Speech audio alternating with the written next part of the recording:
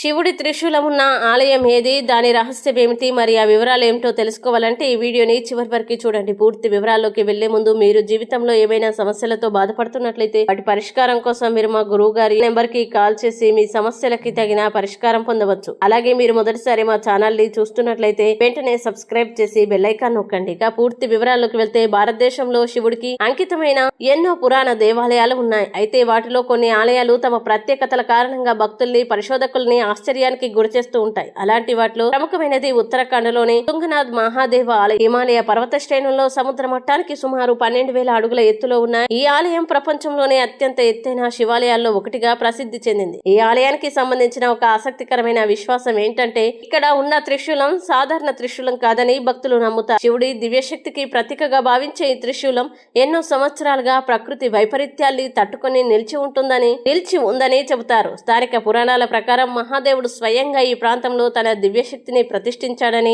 ఆ గుర్తుగా త్రిశూలం నిలిచిందని విశ్వసిస్తారు. త్రిశూలానికి హిందూ ధర్మంలో ఎంతో ప్రత్యేకమైన అర్థం ఉంది. 3 శూలాలు సృష్టి, స్థితి, లయల్ని సూచిస్తాయని, అలాగే మనిషిలోని అహంకారం, మోహం, అజ్ఞానాన్ని తొలగించే శక్తికి ప్రతీకగా భావిస్తారు. అందుకే శివాలయాల్లో త్రిశూలానికి ప్రత్యేక పూజలు నిర్వహిస్తూ ఉంటారు. భక్తులు తమ కష్టాలు, అడ్డంకులు తొలగిపోవాలని కోరుకుంటూ త్రిశూలం ముందు ప్రార్థనలు చేస్తారు. మరో విశేషం ఏంటంటే ఈ ప్రాంతానికి వచ్చే యాత్రికులు త్రిశూలాన్ని దర్శించడం ద్వారా ఆధ్యాత్మిక శక్తి, మనశ్శాంతి పొందుతామని విశ్వసిస్తారు. హిమాలయాల ప్రశాంత వాతావరణం, పురాతన ఆలయ నిర్మాణం, త్రిశూలం చుట్టూ ఉన్న కథలు ఈ క్షేత్రాన్ని మరింత మర్మమైందిగా మారుస్తాయి. కొందరు దీనిని దైవ మహిమగా భావిస్తే మరికొందరు ఇది భారతీయ సంస్కృతి విశ్వాసాల గొప్పతనానికి నిదర్శనమని చెప్తారు. మొత్తంగా శివుడి త్రిశూలం ఉన్న ఈ పవిత్ర క్షేత్రం భక్తి, చరిత్ర, పురాణం, ఆధ్యాత్మికత కలిసిన ఒక గొప్ప అద్భుత ప్రదేశంగా నిలిచింది. అందుకే ప్రతి సంవత్సరం వేలాది మంది భక్తులు ఈ ఆలయాన్ని సందర్శించి మహాదేవుని ఆశీస్సులు పొందుతున్నారు. ఈ వీడియో మీకు నచ్చినట్లయితే లైక్ చేయండి, మీ స్నేహితులతో షేర్ చేయండి.